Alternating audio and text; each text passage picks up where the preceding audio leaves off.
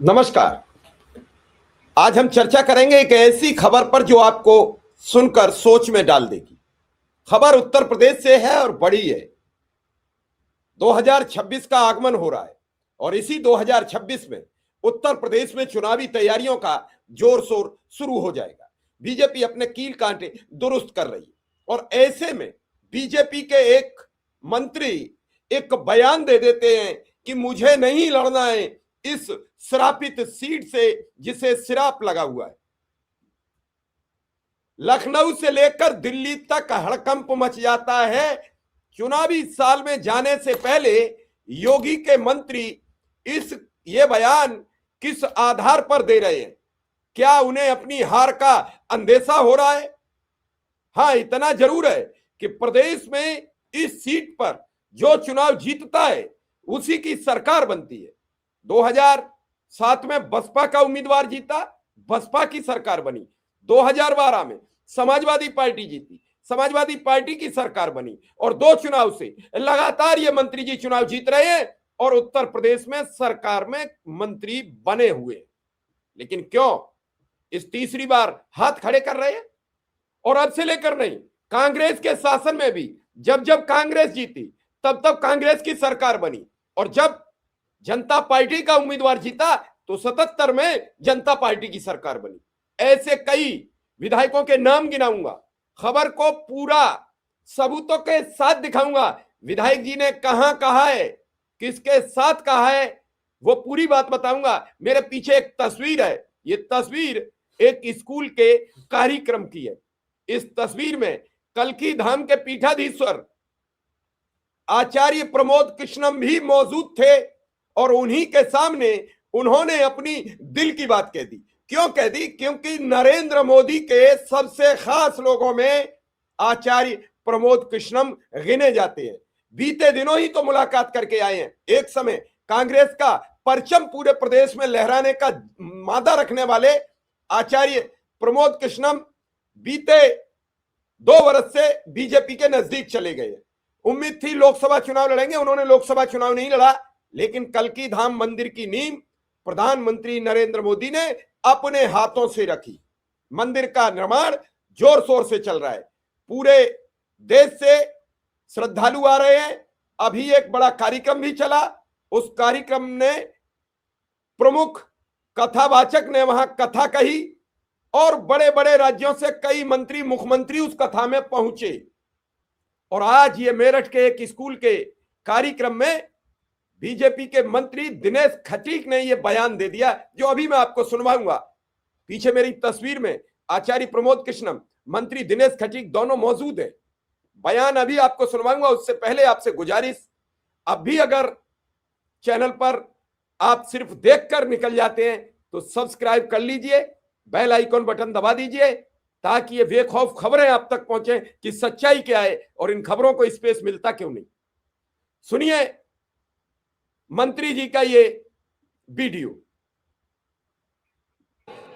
और मैं तो कहूंगा, मैं बार बार अपने लोगों से कहता हूं, गुरुजी मैं उस समय इतना बोलना नहीं चाहता था, लेकिन अब मैं थोड़ा सा बोलूंगा कि कुदरती बात है कि मैं 2 बार एमएलए बना, 2 बार मिनिस्टर बना और पता नहीं अपने आप मेरे मन से एक बात निकलती है, वो मैंने आज तक मेरठ में नहीं कही है, मीडिया वाले भी खड़े हैं और आज मेरे आपके सामने ये बात निकल रही है।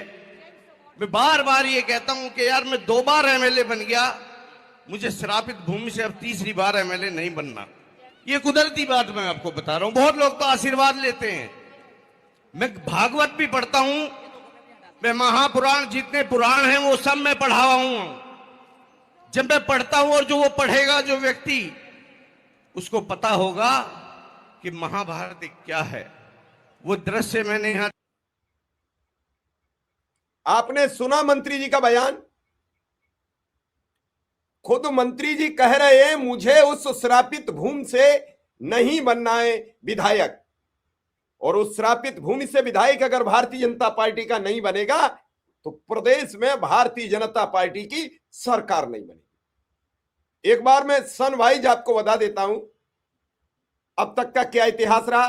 57 में बिशंबर सिंह कांग्रेस के विधायक बने, कांग्रेस की सरकार बनी। 62 में प्रीतम सिंह कांग्रेस, 67 में RL स्याग कांग्रेस, 69 में आसाराम इंदू भारतीय क्रांति दल, 74 में रेवती शरण मौर्य कांग्रेस, 77 में रेवती शरण मौर्य जनता पार्टी से चुनाव जीतते हैं और जनता पार्टी की सरकार बन जाती है। 80 में झग्गड़ सिंह कांग्रेस, 85 में हरशरण सिंह कांग्रेस, दोनों बार कांग्रेस की सरकार बनती है।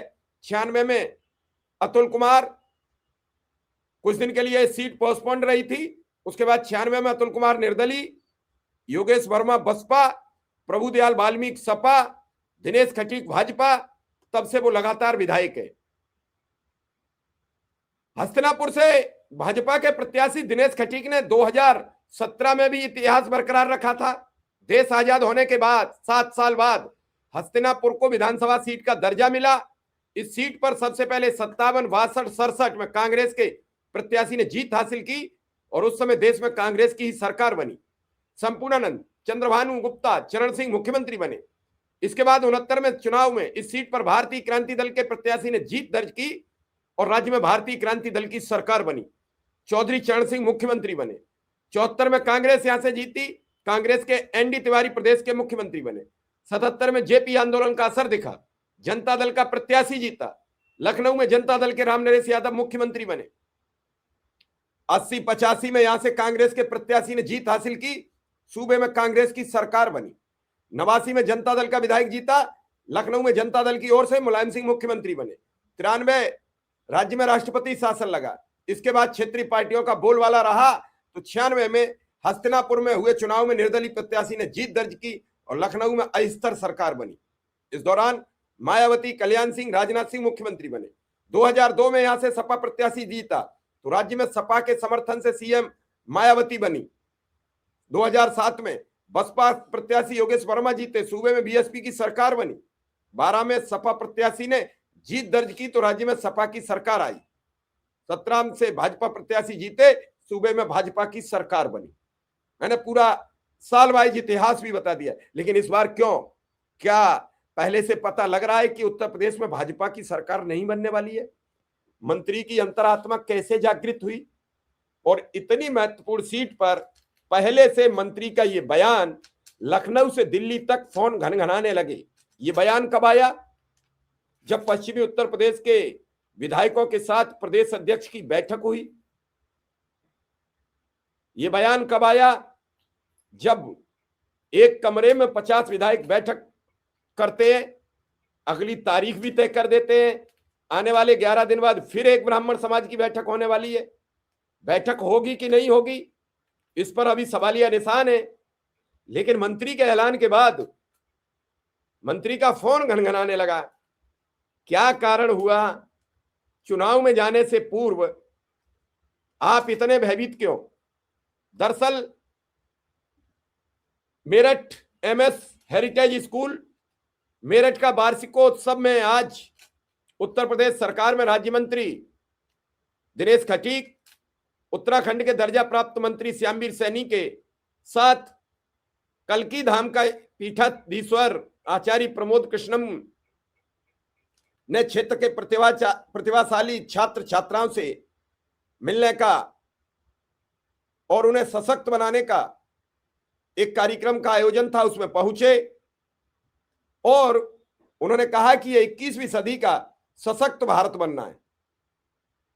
उन्होंने ये भी कहा, मेरठ बुलंदशहर हाईवे पर एक जगह मीडिया से बातचीत करते हुए उन्होंने कहा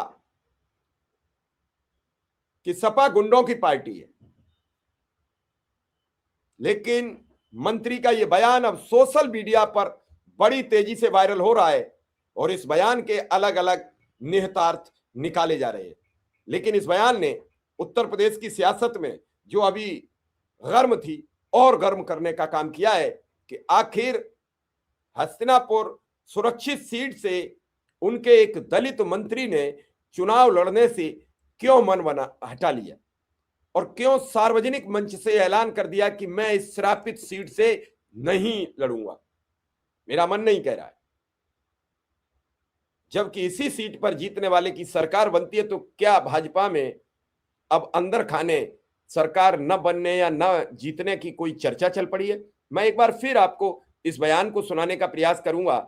ये बयान एक बार फिर सुन लीजिए, क्या है पूरा। मैं तो कहूंगा, मैं बार बार अपने लोगों से कहता हूं गुरुजी, मैं उस समय इतना बोलना नहीं चाहता था, लेकिन अब मैं थोड़ा सा बोलूंगा कि कुदरती बात है कि मैं 2 बार एमएलए बना, 2 बार मिनिस्टर बना, और पता नहीं अपने आप मेरे मन से एक बात निकलती है, वो मैंने आज तक मेरठ में नहीं कही है, मीडिया वाले भी खड़े हैं, और आज मेरे आपके सामने ये बात निकल रही है। मैं बार बार ये कहता हूं कि यार, मैं 2 बार एमएलए बन गया, मुझे श्रापित भूमि से अब तीसरी बार एमएलए नहीं बनना। ये कुदरती बात मैं आपको बता रहा हूं। बहुत लोग तो आशीर्वाद लेते हैं, मैं भागवत भी पढ़ता हूं, मैं महापुराण, जितने पुराण हैं वो सब मैं पढ़ा हूं। जब मैं पढ़ता हूं, और जो वो पढ़ेगा जो व्यक्ति, उसको पता होगा कि महाभारत क्या है। वो दृश्य मैंने यहां। आपने मंत्री जी की बात सुनी, आपका अपना मानना क्या है हमें जरूर कमेंट बॉक्स में बताएं। फिलहाल इस खबर में यहीं तक, आप हमें इजाजत दीजिए। धन्यवाद, नमस्कार।